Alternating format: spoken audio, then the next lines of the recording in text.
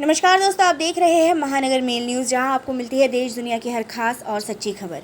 फिल्मी दुनिया की चमक दमक से कई कलाकार ऐसे होते हैं जो सफलता मिलने के बाद भी अंदर से खालीपन महसूस करते हैं और खुद को तलाशने की कोशिश में अलग रास्ता चुनते हैं।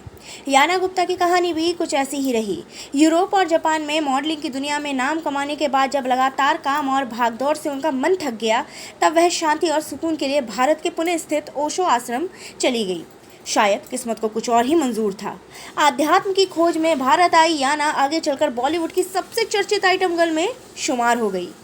याना गुप्ता का जन्म 23 अप्रैल 1969 को चेकोस्लोवाकिया के ब्रोनो शहर में हुआ, जो आज चेक रिपब्लिक का हिस्सा है।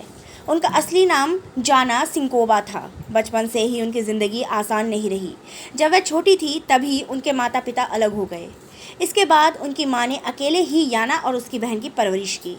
परिवार आर्थिक रूप से परेशानी का सामना कर रहा था, इसलिए याना ने बचपन से ही संघर्ष का रास्ता अपनाया।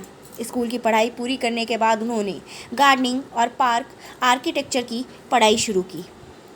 इसी दौरान उनकी एक दोस्त मॉडलिंग कोर्स करने जा रही थी और उन्हीं के साथ याना को भी साथ ले गई।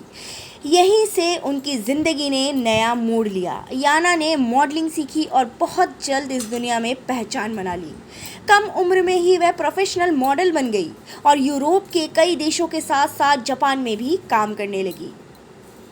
लेकिन लगातार काम और ग्लैमर की दुनिया की भागदौड़ से वह धीरे धीरे परेशान होने लगी।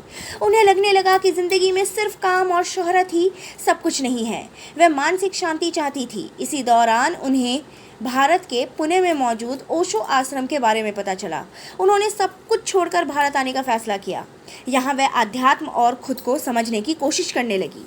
ओशो आश्रम में ही उनकी मुलाकात कलाकार सत्यकाम गुप्ता से हुई।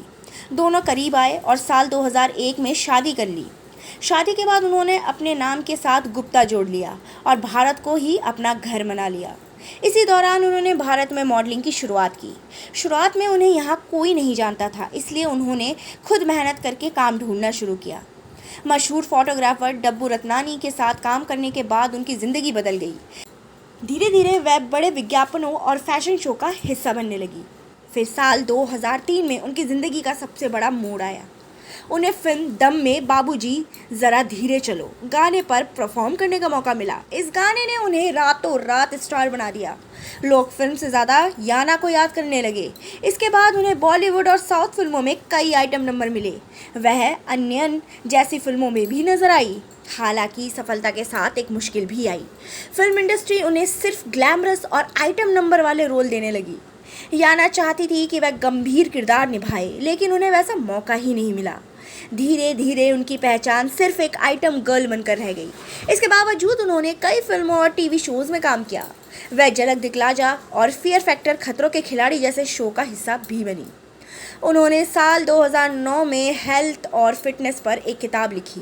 इस किताब में उन्होंने अपने खान पान से जुड़े दिक्कतों और निजी संघर्षों के बारे में खुलकर बात की।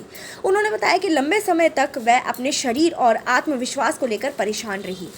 उनकी आखिरी फिल्म साल 2018 में आई दशहरा थी, जिसमें उन्होंने जोगनिया गाना गाया।